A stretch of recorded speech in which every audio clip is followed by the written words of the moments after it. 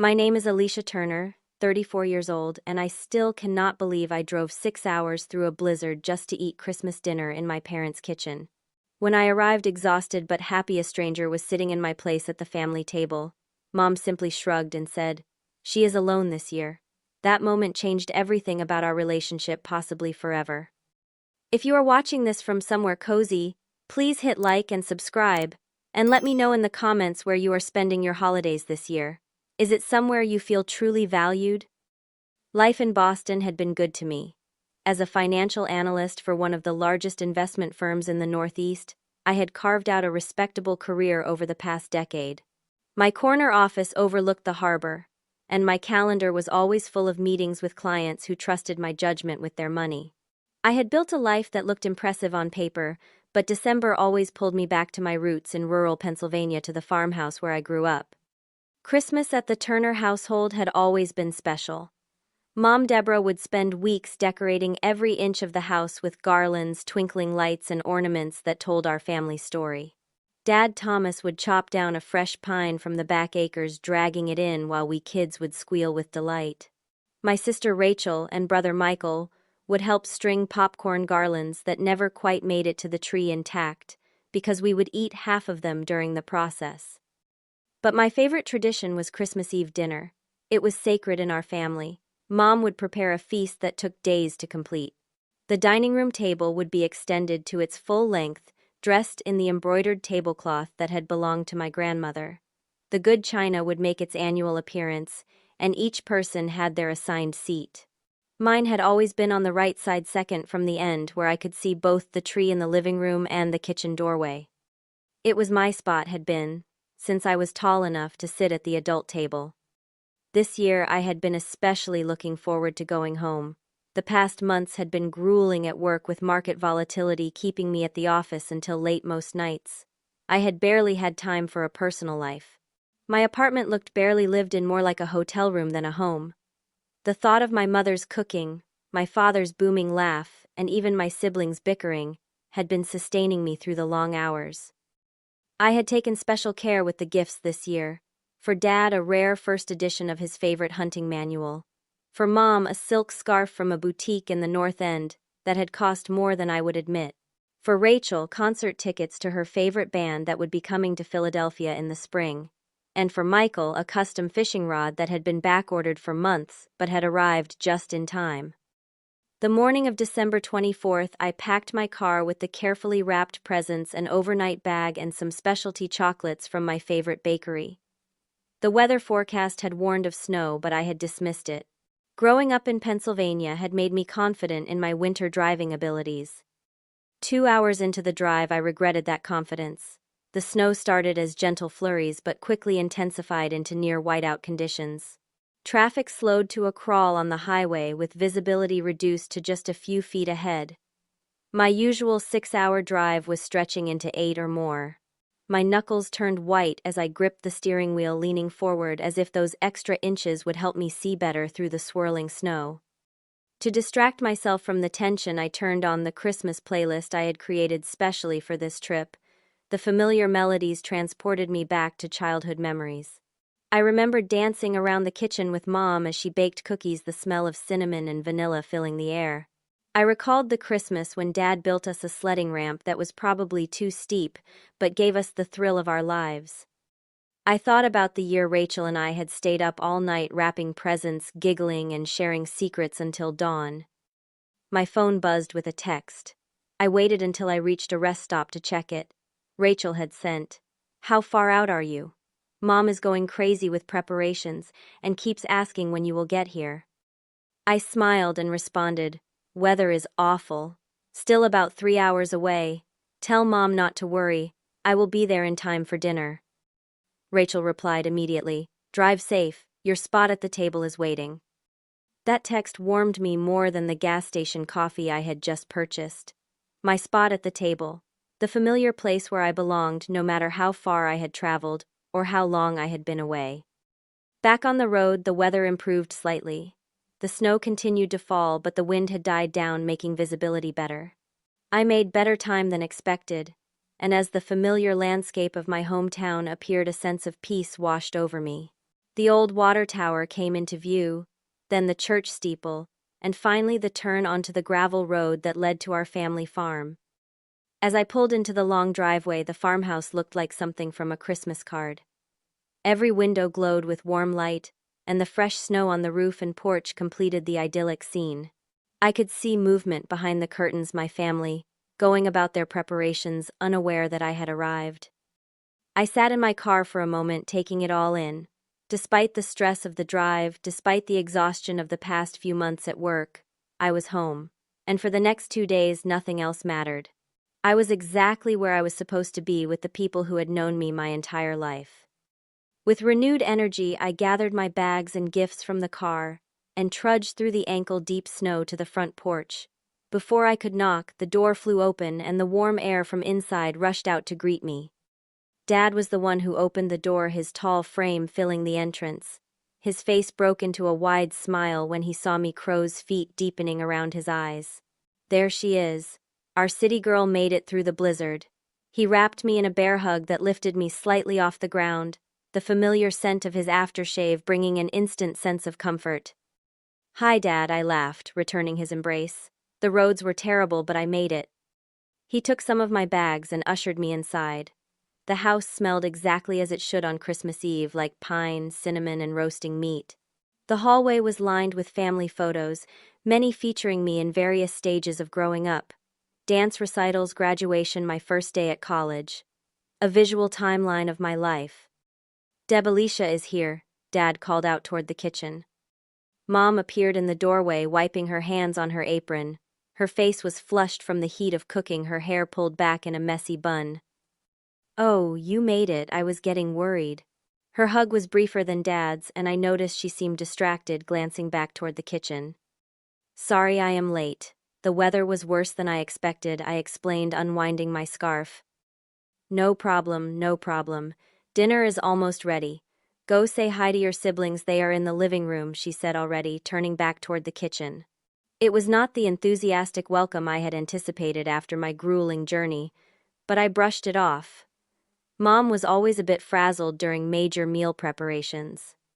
I made my way to the living room where the Christmas tree stood in all its glory, draped with the same ornaments that had adorned our trees for decades.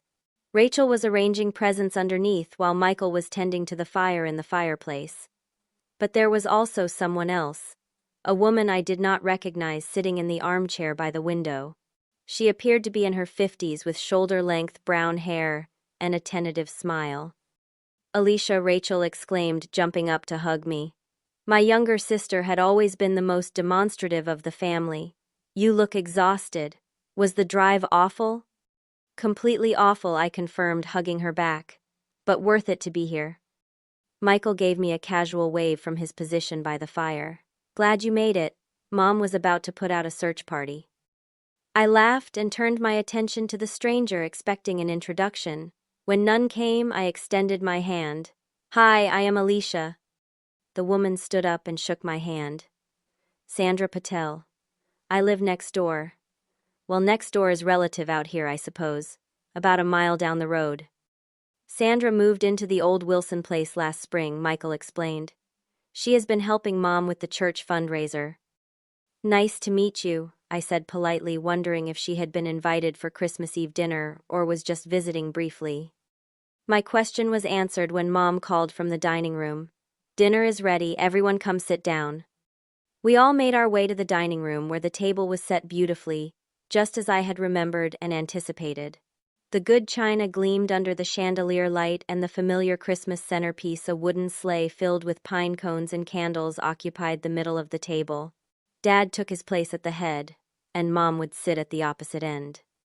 I moved toward my usual spot, second from the right, but stopped short when I saw that there was already a wine glass and place setting there, and Sandra was pulling out the chair.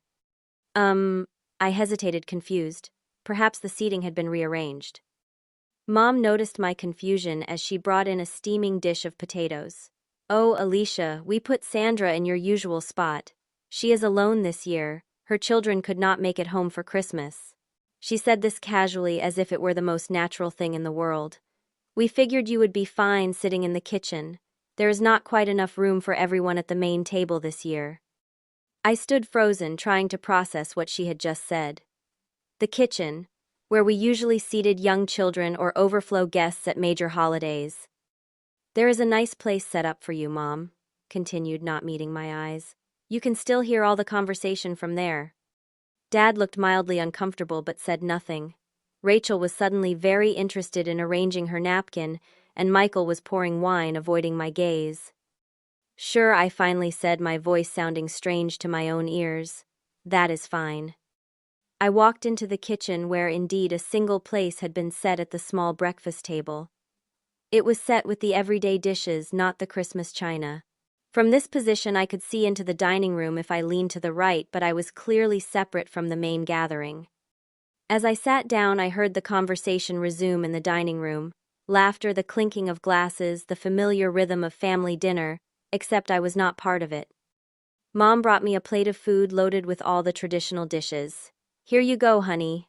Everything you like. She patted my shoulder and returned to her seat at the main table. I stared at the food, my appetite suddenly gone. 6 hours I had driven through dangerous conditions, excited to be part of our family tradition. And now I was eating alone in the kitchen, while a neighbor I had never met before sat in my place. It was not just about the seating arrangement, it was what it represented. In that moment I realized that my presence was less valued than that of a neighbor, someone who had been in their lives for less than a year. The thought stung more than I wanted to admit.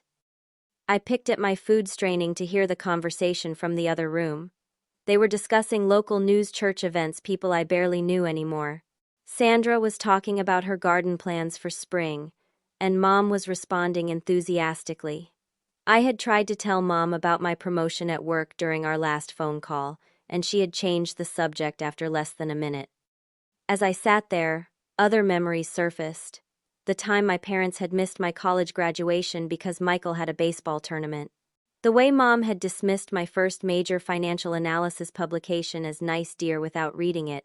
How they had visited Rachel 3 times in Philadelphia last year but had declined my invitation to Boston because it was too far. Had it always been this way? Had I been too busy, too caught up in my own life, to notice that I had somehow become an afterthought in my family? I took a sip of water, wishing it were wine. The kitchen felt cold despite the heat from the oven. I had never felt so alone while being so physically close to my family.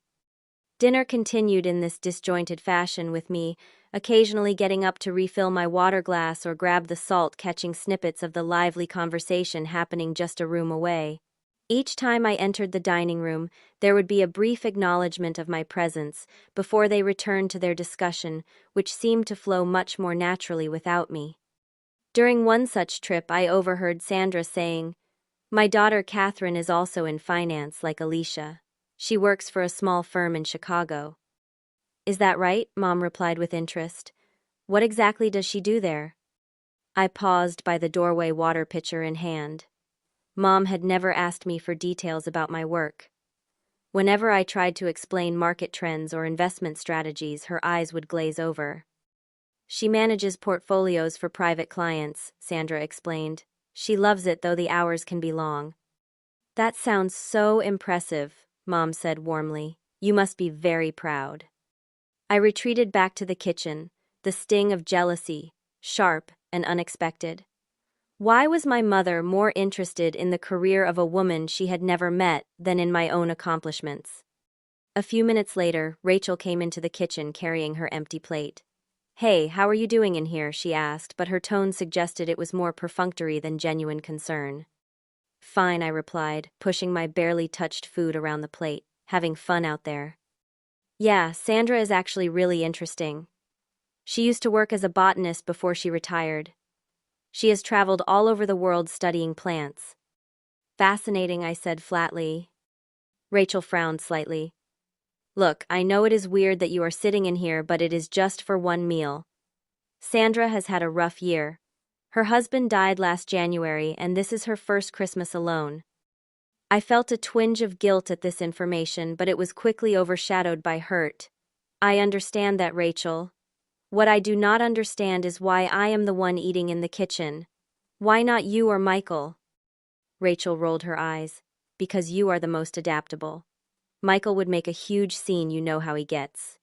And I helped Mom cook all day. Besides, you are only here for 2 days before you go back to your exciting city life. There it was, the subtle dig that had become more common in recent years. The implication that because I had moved away, I was somehow less entitled to family consideration. I took time off work and drove through a snowstorm to be here, I reminded her. And we appreciate that, Rachel said, but her tone suggested otherwise. Just try to be understanding, okay? Not everything is about you. She left before I could respond, taking her plate to the sink and then rejoining the others. Through the doorway, I could see her slide easily back into her chair, immediately picking up the thread of conversation as if she had never left. I pushed my plate away, my appetite completely gone now. The festive meal I had been looking forward to for weeks had turned into a lonely reminder of my peripheral position in the family. When it came time for dessert, Mom called out, "Alicia, can you help me serve the pie?" At least this gave me something to do, a way to be useful. I joined her in the kitchen as she cut perfect slices of apple pie, adding dollops of whipped cream to each. "Everyone seems to be having a good time," I commented, trying to keep my voice neutral. "Sandra has been such a blessing," Mom said, not picking up on my tone. "She has really brought new energy to the church committee, and she has been so helpful to me with the fundraiser. She has such good ideas." "That is great," I said, wondering why my mother never mentioned any of my contributions. The check I sent monthly to help with their mortgage. The streaming services I paid for so they could watch their favorite shows. The new roof I had helped finance last year, when the old one started leaking. "Take these to your father and Michael," Mom instructed, handing me 2 plates of pie. I delivered them to the dining room, where the conversation paused briefly. Dad looked up at me with a smile that seemed tinged with guilt. "Thanks, sweetheart," he said. "The dinner was delicious, was not it?" "What I had was good," I replied, unable to keep the edge from my voice. Michael either did not notice or chose to ignore it. "Sandra was just telling us about her son Jason. He is a doctor in Seattle. Neurosurgeon." "Impressive," I said, turning to leave. "He is actually looking to invest some of his savings," Sandra added. "I told him I would put him in touch with you, Alicia, if that is okay." It was the first direct acknowledgement that I had professional expertise worth consulting. "Sure," I said, somewhat mollified. "I would be happy to talk with him." Back in the kitchen, Mom handed me my own slice of pie and a fresh cup of coffee. "You can take these back to your seat," she said. "Actually," I said slowly, "I think I will take a break. I need to stretch my legs after that long drive." Mom looked surprised, "But we always have dessert together on Christmas Eve." "You all seem to be doing fine without me," I said quietly. I took my coat from the hook by the back door and slipped outside before she could respond. The night air was bracingly cold, the snow had stopped, and the sky had cleared to reveal a canopy of stars. Our farm was far enough from town that the night sky was spectacular, undiminished by light pollution. It was one of the things I missed most about home. I walked to the old swing that hung from the maple tree in the side yard. Dad had hung it when I was 7, and somehow it had survived all these years. I brushed the snow off the wooden seat and sat down, pushing myself gently back and forth with the toe of my boot. From this vantage point, I could see through the dining room window. They were all still at the table, laughing at something Michael had said. Sandra was fitting in perfectly, as if she had always been there. As if she belonged in that chair more than I did. My phone buzzed in my pocket. A text from Rachel. "Where did you go?" I did not reply. A minute later, another text. "Mom says to come back inside. It is too cold out there." I typed back, "I will be in soon." But I remained on the swing, watching my breath form clouds in the frigid air. The hurt I felt was shifting into something harder, a resolve that had been building for years without my conscious awareness. I had always been the reliable one, the one who left home but never really left them behind. The one who sent money, who called regularly, who drove 6 hours for Christmas Eve dinner only to be seated in the kitchen while a stranger took my place. The breaking point was approaching, and I could feel it like an oncoming storm. 20 minutes later, my fingers and toes were numb from the cold, but I had reached a decision. I would not spend the night feeling like an unwelcome guest in my childhood home. I would not wake up Christmas morning to more of the same treatment. There were hotels in town. I could get a room, spend the night in peace, and reevaluate tomorrow. I walked back to the house, stomping snow from my boots on the back porch. When I entered, they were still at the table now, drinking coffee and eating cookies that Mom only made at Christmas, filled with dates and walnuts. My favorite cookies since childhood. "There you are," Mom said, looking up. "Your coffee got cold. I can make you a fresh cup." "No need," I said, my voice steadier than I expected. "I am going to head out." There was a moment of confused silence. "Head out where?" Dad asked, frowning. "It is Christmas Eve." "I think I will get a room in town," I explained, trying to keep my tone casual. "I am pretty tired from the drive." "Do not be ridiculous," Mom said dismissively. "Your room is all made up upstairs, the same as always." "I appreciate that, but I think it would be better if I had some space tonight." Rachel looked at me incredulously. "Are you serious?" "Because you had to eat in the kitchen." "It is not just about dinner," I said, though that had certainly been the catalyst. "I just need some time to myself." On Christmas Eve, Michael chimed in. "Come on, Alicia, do not be dramatic."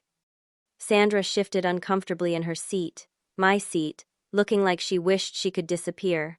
"Perhaps I should go," she suggested. "I did not mean to cause any disruption." "Absolutely not," Mom insisted. "This is not about you, Sandra. Alicia is just being sensitive." That word sensitive hit me like a slap. It was what Mom always said when I expressed hurt feelings as a child. "You are just being sensitive." As if my feelings were an overreaction, an inconvenience to everyone else. "I am not being sensitive," I said quietly. "I am recognizing a pattern, and I am choosing not to participate in it tonight." I turned and walked to the hall closet, retrieving my overnight bag that I had dropped there upon arrival. I had not even had time to take it upstairs. "Alicia, this is absurd," Dad said, his voice rising. "It is late, it is cold, and it is Christmas Eve." "I know what day it is, Dad. I drove 6 hours to be here for it. And now you are just going to leave because we put you in the kitchen for one meal." Rachel stood up, hands on her hips. "God, you always have to be the center of attention, do not you?" That hurt, especially coming from Rachel. We had always been close, or so I thought. "Is that what you think this is about?" "What else could it be?" she retorted. "We have a guest who is alone for the holidays. We make a small adjustment to accommodate her, and you have a meltdown." "It is not a small adjustment to me," I said, my voice finally betraying my emotion. "It is just one more sign that I am an afterthought in this family, that I do not matter as much as everyone else. Even someone you barely know." Michael scoffed. "That is ridiculous. You are being completely selfish right now." I looked at my brother, the golden child who could do no wrong. "Selfish me? That is rich, Michael. Who paid for your car repair last month? Who sends money every single month to help with expenses around here? Who financed the new roof?" A heavy silence fell over the room. Sandra looked mortified to be witnessing this family implosion. "That is enough," Dad said firmly. "We are not discussing financial matters in front of guests." "Of course not," I said, picking up my bag. "We would not want to acknowledge any of that, would we? It might make it harder to treat me like I do not matter." Alicia, Mom started, but I cut her off. "I will see you all tomorrow. Maybe.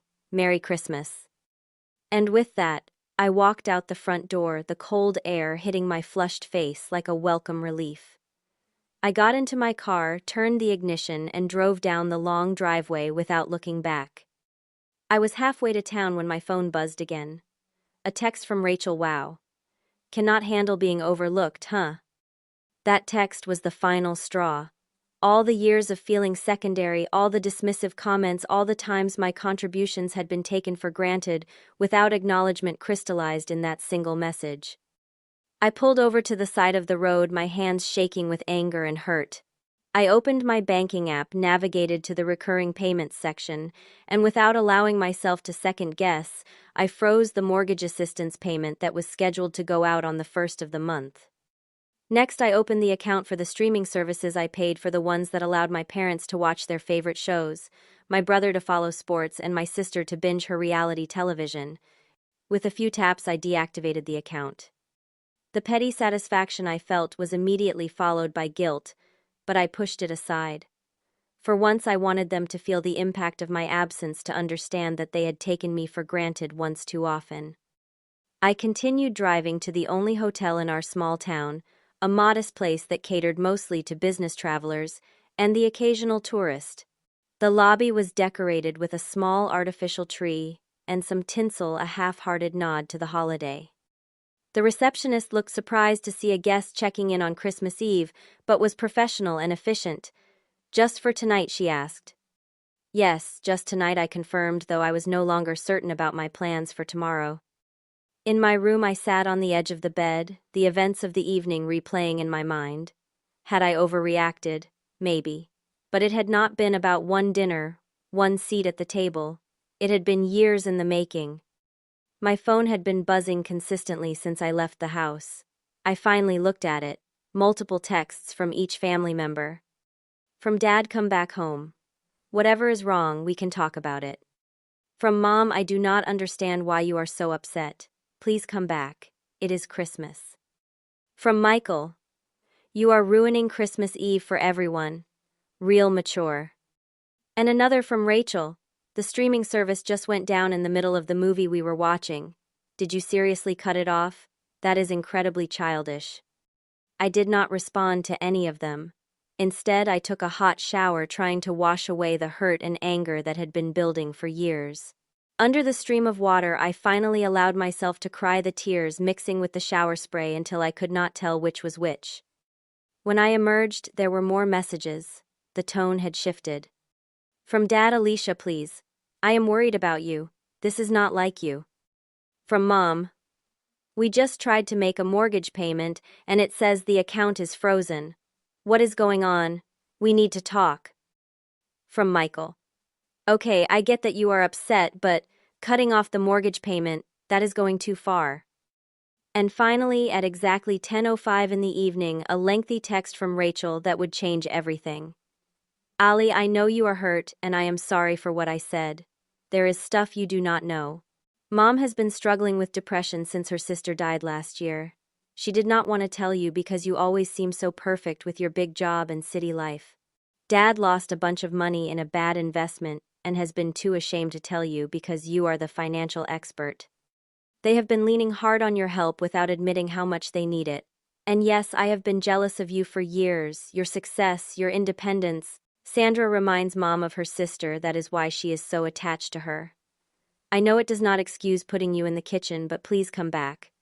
We are all a mess in different ways and we need you. Not your money. You." I stared at the message for a long time, the words blurring through fresh tears. All this time I had thought I was the one who did not matter, when in reality they had all been protecting their vulnerable places from me, seeing me as someone too successful, too perfect to understand their struggles.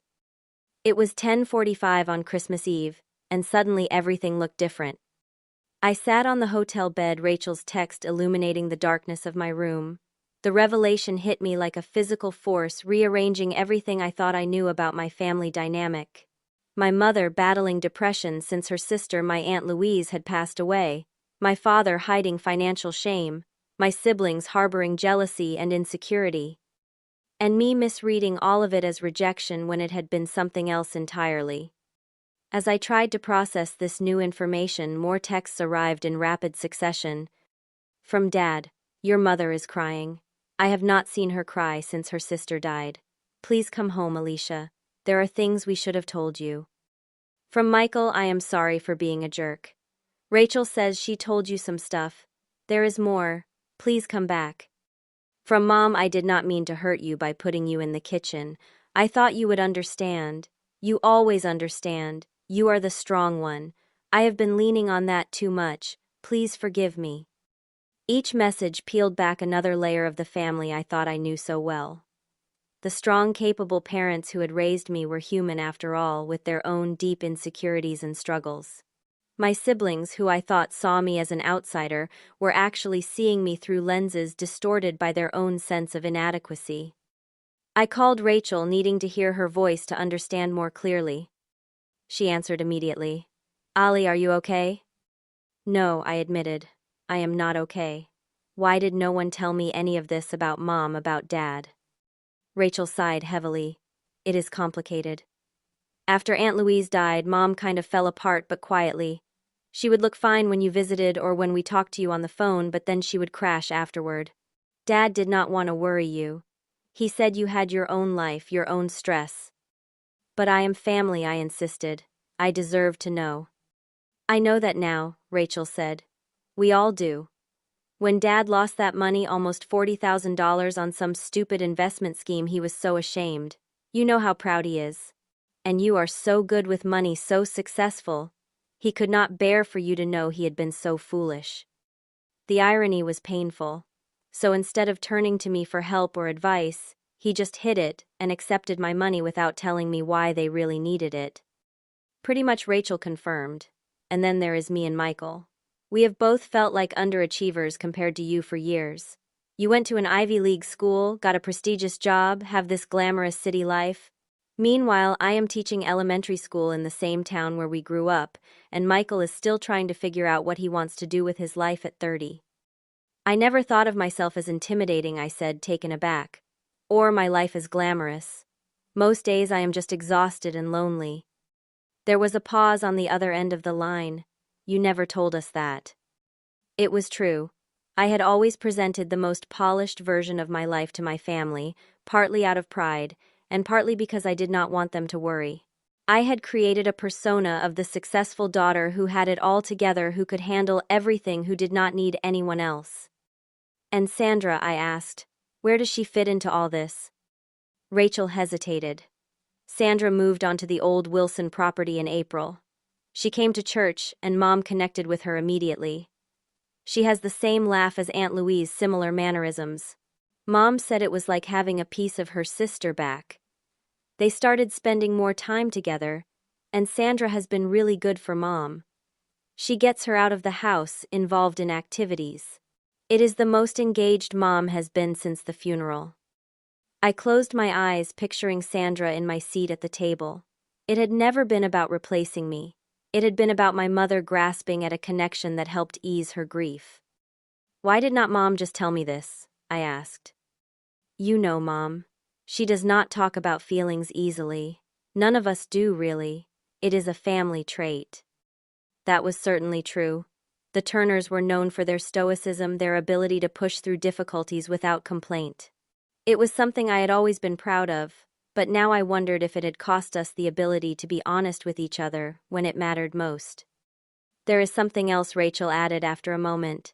Sandra is going through chemo. That is why her kids could not come home for Christmas. They are doctors and could not get the time off, and she did not want them to see her like this anyway. Mom has been driving her to treatments twice a week. The guilt that washed over me was overwhelming. I had been so caught up in my own hurt feelings that I had not considered there might be reasons beyond what was immediately apparent. I should come back, I said. Yes, you should, Rachel agreed. But maybe first undo whatever you did to the mortgage payment and the streaming service. Dad is pretty freaked out about the mortgage. Despite everything, I found myself laughing slightly. I will fix it right now. I hung up and immediately reopened my banking app, reactivating the mortgage assistance and reinstating the streaming services. As I did so, a text came through from Michael's services back on. Thanks. And I am really sorry about dinner, and for being a jerk in general. I texted back, I am sorry too. For everything. I will be back soon. I quickly packed my overnight bag, checked out of the hotel, and drove back through the quiet, snow-covered town. Christmas lights twinkled from houses and storefronts, and the church at the center of town had a simple nativity scene on its lawn, illuminated by a single spotlight. As I drove, I thought about the masks we all wear, even with the people closest to us. My parents hiding their struggles to protect me pretending my life was perfect to impress them, my siblings covering their insecurities with bravado or resentment. What might our relationship have been like if we had all been brave enough to be vulnerable with each other? The farmhouse came into view, still lit up against the darkness. Someone must have been watching for my car because the front door opened before I had even turned off the engine. Dad stood in the doorway, his tall frame silhouetted against the light from inside. I got out of the car and walked toward him, suddenly unsure of what to say. But I did not need to say anything. He stepped forward and wrapped me in an embrace tighter than the one he had given me when I first arrived. "I am so sorry," he whispered, his voice rough with emotion. "We should have told you everything." "I am sorry too," I said, my face pressed against his shoulder, "for reacting the way I did, for cutting off the money." He pulled back, looking down at me with eyes that were suspiciously bright. "It was never about the money, Alicia. We have been worried about you for years, working so hard, never taking time for yourself. We did not want to add to your burdens." "That should have been my choice," I told him gently. He nodded. "You are right. Come inside. Your mother wants to talk to you." I followed him into the house where the rest of my family waited in the living room. Mom stood as soon as she saw me, her face showing evidence of recent tears. "Alicia," she said, her voice breaking slightly, "I am so sorry about tonight, about everything." I crossed to her and took her hands in mine. "Rachel told me about Aunt Louise, about your depression. Why did not you tell me?" She looked down. "I did not want to be a burden. You have your own life, your own concerns." "You are my mother," I said firmly. "You could never be a burden to me." Michael stepped forward next. "And I am sorry for being such a pain in the ass. You have always been there for us, and we have taken it for granted." I smiled at my younger brother. "Language, Michael. It is Christmas Eve." He laughed, and some of the tension in the room dissipated. Rachel came to stand beside me. "Group hug," she suggested, just as she had when we were children. The four of us embraced, a tangle of arms and emotions too complex to name. When we separated, I noticed Sandra standing awkwardly by the dining room doorway. "I really should go," she said. "This seems like a family moment." "No," I said, surprising myself with the certainty in my voice. "Please stay. It is late, it is Christmas Eve, and from what I hear, you are practically family now anyway." Sandra looked uncertain. "Are you sure? After everything that happened?" I walked over to her and offered my hand, not for a handshake this time, but to lead her back to the living room. "I am sure. And I owe you an apology. I made assumptions that had nothing to do with you." She took my hand with a grateful smile. "Thank you, and I am sorry for taking your seat, if I had known." "It is just a seat," I said, and meant it. "There are more important things." Mom wiped her eyes. "I think we all need some hot chocolate. And maybe some of those cookies." "I will help," I offered. As we all moved toward the kitchen, I felt something shift within me. The hurt and anger that had built up over years was beginning to dissolve, replaced by a new understanding of my family and my place within it. We were all flawed, all struggling in our own ways, all hiding parts of ourselves out of pride or fear or misguided protection. But tonight, something had broken open, allowing us to see each other more clearly for the first time in years. It was 10:45 on Christmas Eve, and we were finally beginning to be honest with each other. With steaming mugs of hot chocolate and a plate of cookies, we gathered in the living room. The Christmas tree lights cast a warm glow, and the fire Dad had built earlier still crackled in the fireplace. There was an unspoken agreement that it was time for honest conversation, for bringing long, hidden truths into the open. "I think we need to start over," Dad said, settling into his favorite armchair. "There has been too much left unsaid for too long." Mom nodded, her hands wrapped around her mug. "Alicia, I want you to know that putting you in the kitchen was never meant as a slight. I just thought of all my children you would be the most understanding." "Because I am the most accommodating?" I asked. "Because you are the strongest," she corrected. "You have always been the one who could handle anything. Even as a little girl, you were so independent, so capable. When you moved away to college, and then to Boston, you thrived. Your brother and sister stayed closer to home, but you went out into the world and conquered it." I shook my head. "That is not how it feels to me, Mom. Most days I feel like I am barely keeping my head above water. My job is demanding, my apartment is empty, and most nights I work so late that by the time I get home I am too exhausted to do anything but fall into bed." My mother looked genuinely surprised. "But you always sound so positive on the phone. You talk about your clients, your projects." "Because I did not want you to worry," I admitted. and maybe because I wanted you to be proud of me." "We have always been proud of you," Dad interjected. "Sometimes intimidated by your success, but always proud." Michael leaned forward from his position on the couch. "You know what would have helped? If you had ever talked about struggling or failing at anything. You have always been perfect, Alicia, straight-A student, successful career woman, financial genius. Do you have any idea what it is like to be your younger brother? To have teachers constantly saying, 'Why cannot you be more like your sister?'"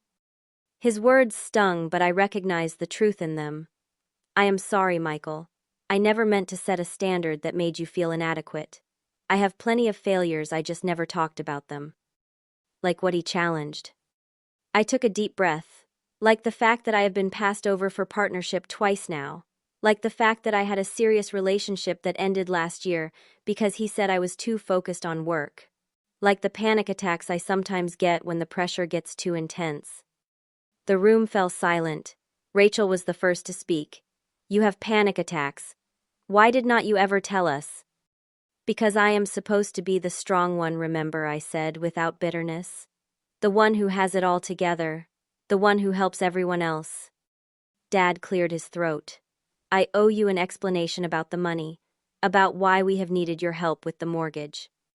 "Rachel told me you lost money on an investment," I said gently. He nodded, looking down at his hands. "It was stupid. A friend from the factory recommended this investment opportunity, said it was a sure thing.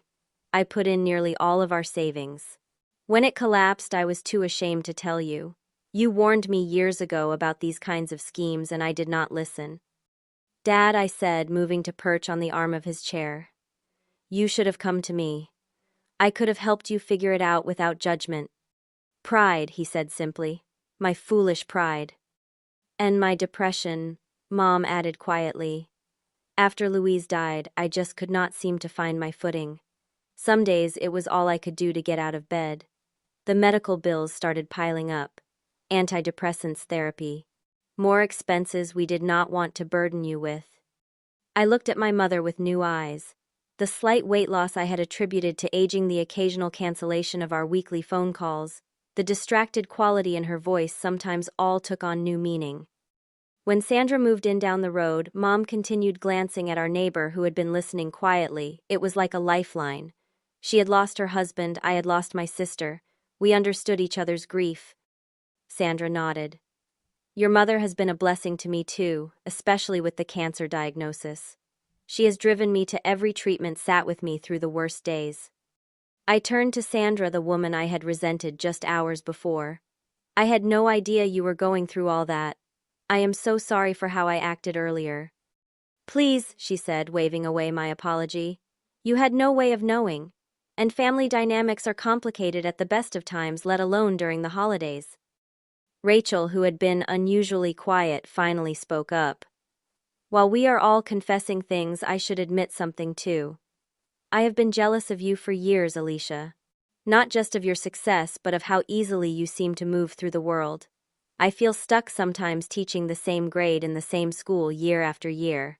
When you visit with your designer clothes and stories about important clients, it makes my life seem so small in comparison." Her words hit me hard. "Rachel, your work is so much more meaningful than mine. You are shaping young minds, making a real difference.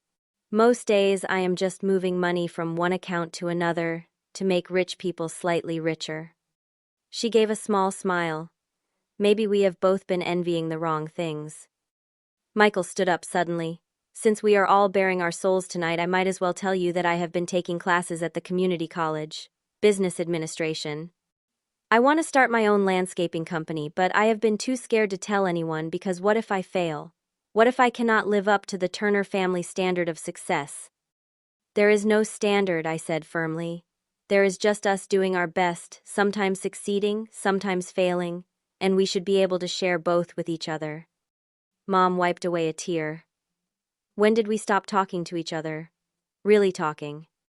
"I think it happened gradually," Dad reflected. "We all started protecting ourselves, hiding our vulnerabilities, presenting our best faces to each other instead of our true selves. And in doing so, we created distance," I added.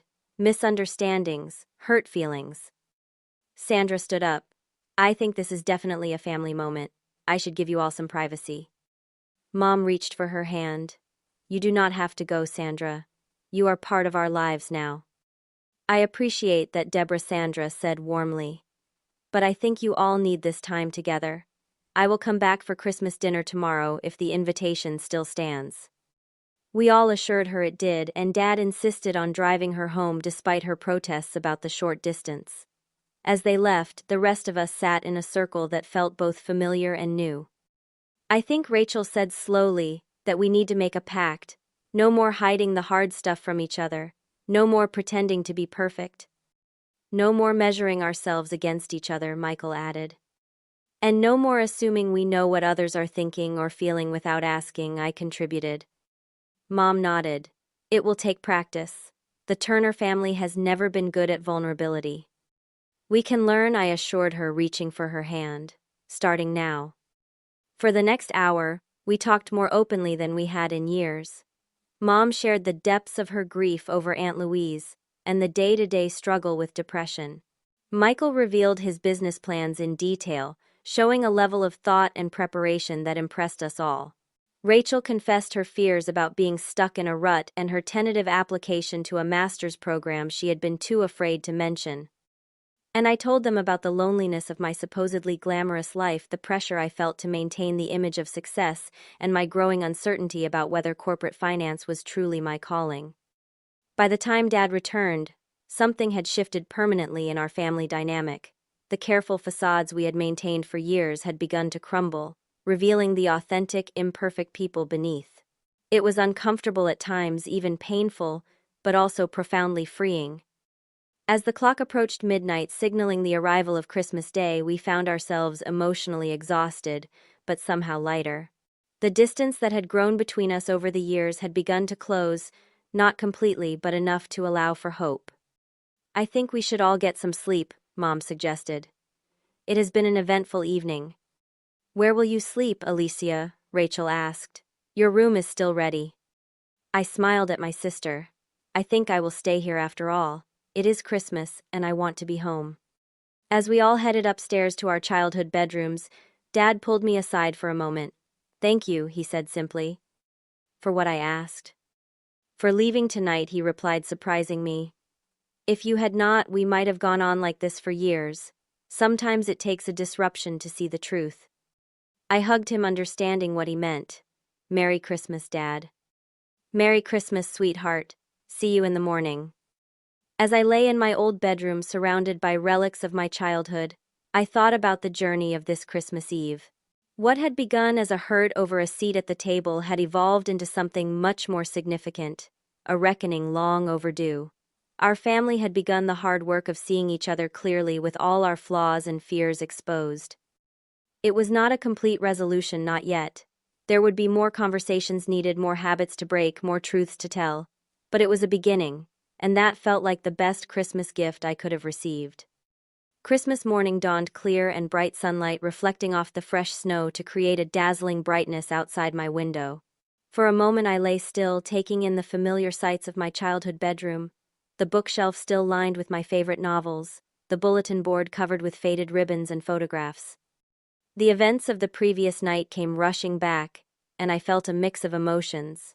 Embarrassment at my dramatic exit, gratitude for Rachel's revealing text, and a tentative hope about what might be possible for our family going forward. I made my way downstairs, following the scent of coffee and cinnamon rolls, a Christmas morning tradition.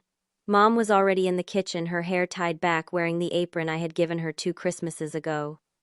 Merry Christmas, I said from the doorway. She turned, a genuine smile lighting her face. Merry Christmas, Alicia. Did you sleep well? Better than I expected, I admitted. Need any help? You could set the table.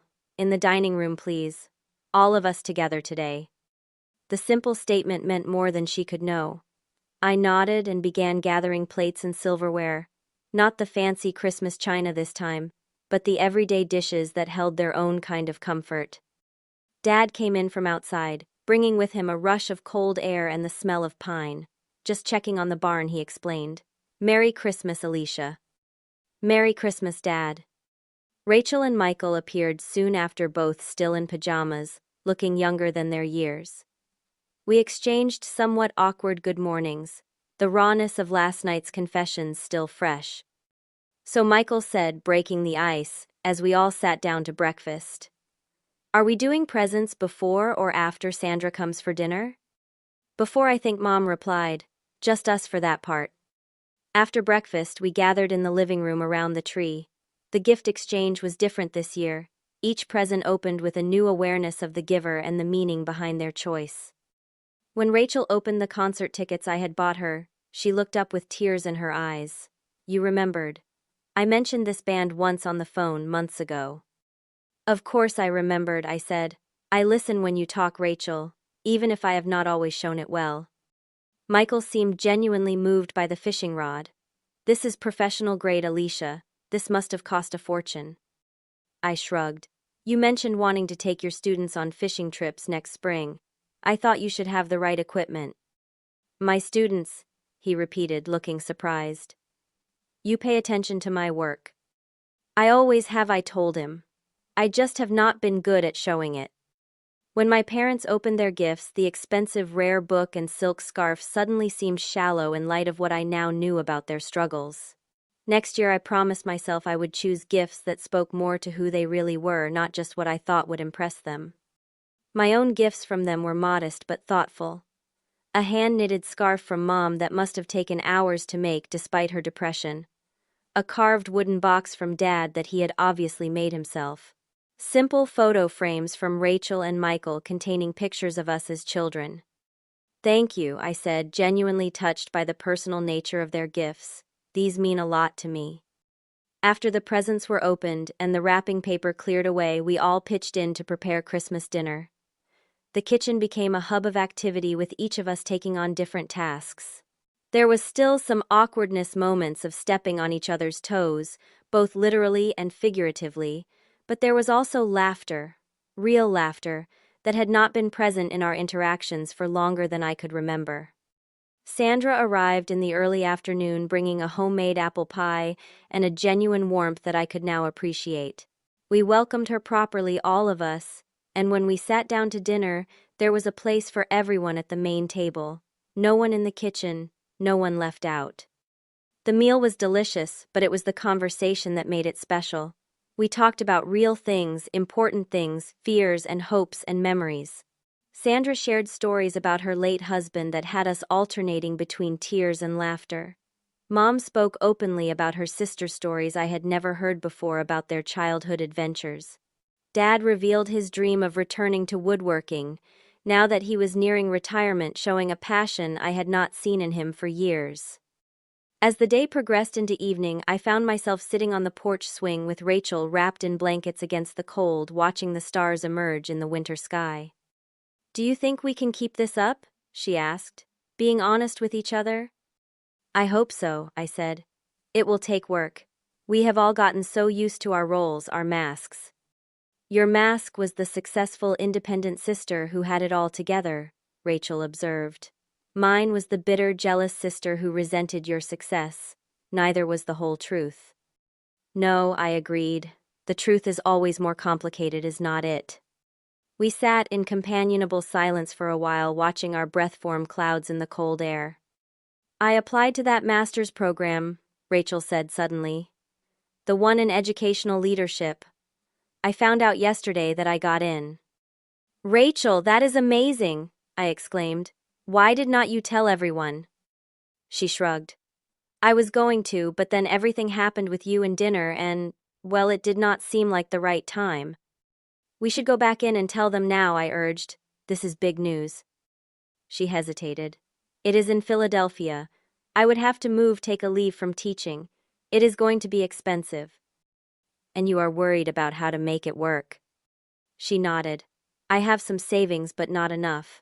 I was thinking of asking for your advice, actually, about loans, scholarships, that kind of thing." I felt a surge of happiness that she would turn to me for help. "Of course, we will figure it out together. That is what sisters do." Inside, the announcement of Rachel's acceptance was met with enthusiastic support from everyone. Mom immediately began talking about helping her look for apartments in Philadelphia while Dad offered to drive the moving truck. Michael suggested they could be roommates as he had been considering a transfer to a university in the city to finish his business degree. "Look at us," Mom said, a hint of wonder in her voice. "Actually making plans together, supporting each other's dreams." "It only took a complete Christmas Eve meltdown to get us here," I joked, but there was truth behind the humor. As the evening wound down, Sandra prepared to leave, hugging each of us warmly. "Thank you for including me in your family Christmas," she said. "It has meant more than you know." "You are always welcome here," Mom told her, and I found myself nodding in agreement. After Sandra left, the four of us sat around the fireplace, the Christmas tree lights, providing the only illumination in the room. It felt like a sacred moment, a new beginning. "I have been thinking," I said, breaking the comfortable silence. "I have a lot of vacation time saved up that I never use. Maybe I could come home more often. Not just for holidays but regular weekends too." "We would love that," Mom said, her voice thick with emotion. "And maybe you all could visit me in Boston sometimes," I continued. "I could show you around, introduce you to my world there." "I would like that," Dad said. "To see where you live, what your life is like." "It is not as glamorous as you think," I warned them. "My apartment is nice but small. My work is demanding. But I would love to share it with you, the real version, not just the highlights." Michael looked thoughtful. "Maybe that is what we all need to do. Share the real versions of our lives, not just the parts we think will impress each other." "Exactly," I agreed. "No more performing, no more hiding." 1 year later, I stood on that same porch watching snow fall gently on the familiar landscape of the farm. So much had changed in 12 months. Rachel was thriving in her master's program in Philadelphia, living in an apartment that Michael shared on weekends while he finished his business degree and worked on his business plan. Dad had converted the old tool shed into a woodworking studio and was selling his handcrafted items at local craft fairs. Mom had found a combination of therapy and medication that was helping manage her depression, and her friendship with Sandra, who was now in remission, had deepened into a true source of support for both of them. As for me, I had made partner at my firm, but more importantly, I had renegotiated my work schedule to allow for regular trips home. Once a month without fail, I made the 6-hour drive to Pennsylvania, no longer dreading family dynamics, but looking forward to genuine connection. I had also started being more honest about my own struggles and insecurities, not just with my family but with friends and colleagues as well. The freedom that came with dropping the mask of perfection was life-changing. The lesson I learned that Christmas Eve was one I would carry with me forever. True family connection cannot exist without vulnerability. The walls we build to protect ourselves ultimately become our prisons, cutting us off from the very people who could help us heal.